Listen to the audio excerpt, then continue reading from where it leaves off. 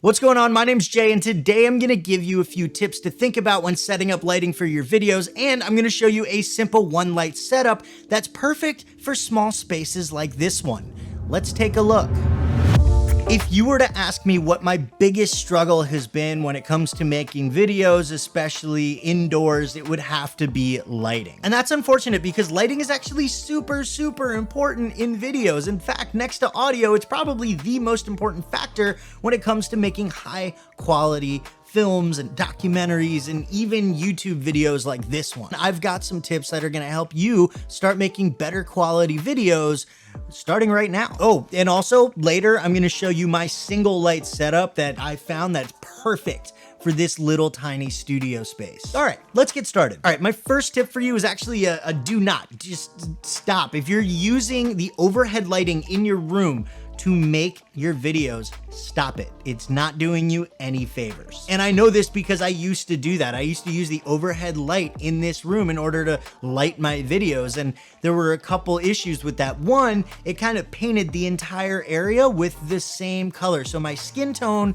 was very similar to the wall. This made it almost impossible to color grade accurately. It was a mess. I hated it. On top of that, with overhead lighting, it created a shadow over my eyes. So I had these raccoon eyes in every single video. It was really bad. So if you're using the overhead lighting in your room to light your videos, just stop, go to Home Depot, get some cheap lights and use those, or grab some floor lamps that have like the little, the little adjustable arms that come off the side. Use those. Those will work just fine. Whatever you do, just stop using the overhead lighting in your room. The next thing to think about is separating yourself from the background in your videos. Once again, this was a big struggle for me. One, because I have to sit so close to, look, this is, boom, right there. Super close to the wall in the background, which means I'm not getting any depth of field, especially with this wide angle lens, which is actually something that I need in order to shoot in this small space.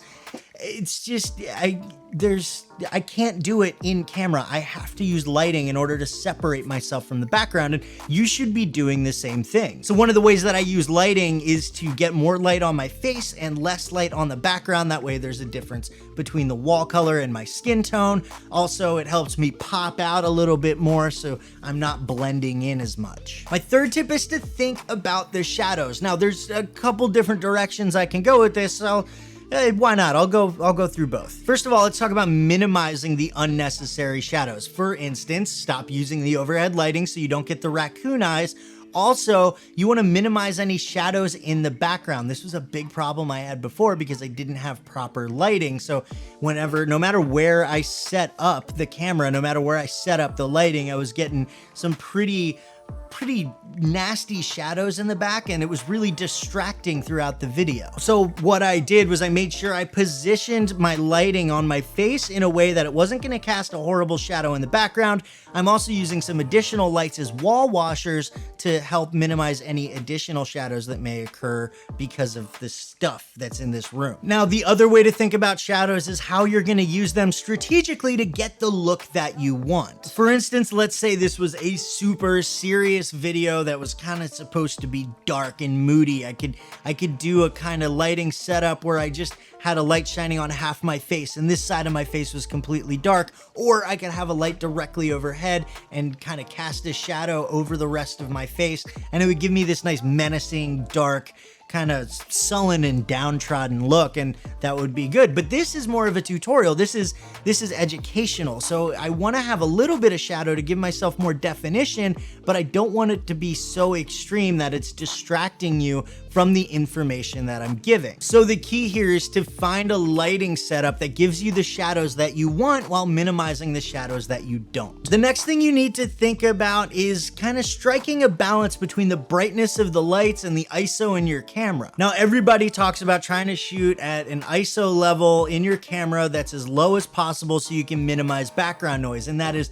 100% true. However, if you crank it all the way down to as low as it can go and then you crank your lights up, what you're gonna do is end up still washing out your face. When you go into post and you start color correcting and color grading, you're gonna have no details in your face because there's too much light and you're blown out. So when you're setting up your lighting, you're really gonna need to play around with both the ISO in your camera and the brightness of your lights. I kind of found a perfect balance of brightness to a point where I can shoot at ISO 200, minimize the background noise, still get a good quality, and you're just good to go. The next thing to think about when lighting your videos is accent lighting. Now, I said that I'm gonna show you a single light setup, and it still technically is a single light setup, but I do have some lighting around here in the back that's giving me a little bit of accent on the wall just to make things a little bit more interesting, so you're not just seeing my face and absolutely nothing else. And once again, this is all about balance and all about preference. You wanna try and find some accent lighting that's not gonna be too distracting from the subject of your video,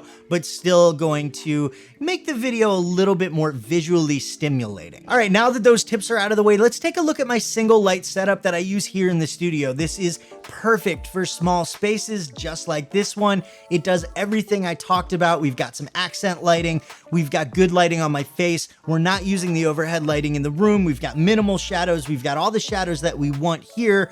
It's just, I mean, this is it. Real quick, huge shout out to TechExamine for providing these lights for me. They were a total game changer. I'm forever grateful, my friend. First, let's talk about the main light, which is why this is called a single light setup. Just to the left of my camera is a nice size LED panel that's down low enough so that I'm not getting any raccoon eyes. It's providing good light on my face and everything that you see above the desk, but it's also up high enough that it's pushing the shadows down at a lower angle, so they're not really noticeable unless I move in a weird direction. And the reason why I have the light slightly to the left of the camera instead of directly behind the camera, well, there's a couple different reasons. First of all, I wanted to get a little bit of shadow on one side of my face to give the video a little bit more definition. I also have it up high and down at an angle so I can give myself some shadow underneath my chin and make myself look a little bit thinner. I also have it turned up just bright enough so that I can record my video at a decent ISO without getting a whole bunch of background noise. Now, if you just had this single light wherever you were recording, you would probably do okay, although the background might be a little bit dark, which is why we have a couple lights that we're using as accent lighting. Over here to the left of my desk, I have my Aputure ALMX, which I used to use as my main key light. It used to sit on top of my camera and shine on my face. Now that I have proper studio lighting, I can use the ALMX more as a wall wash and a little bit of accent lighting so it's not just dark and gray and boring over here. And then just over my right shoulder, I have another studio light that I'm using as a wall wash, as accent lighting for this same purpose, to brighten up the background just a little bit without making me blend in. It gives the video a nice little accent, nice little pop of color, and it contrasts nicely with the ALMX. So when I put all three of those lights together, I've got good lighting on my face. I don't have any shadows that I don't want. I've got all of the shadows that I do want, and I've got some nice accent lighting that helps make the video a little bit more visually appealing. Now, if you found this information useful and you want some more tips and tricks on how to make better quality videos, I've got a playlist full of a bunch of information that's linked right up here. And right down here, you'll find a video that YouTube thinks you should watch. And if you want to learn more about video editing, camera gear, and how to make better videos, make sure you subscribe to my channel and hit that bell so you don't miss anything. Thanks for watching, thanks for hanging out, and I'll talk to you later.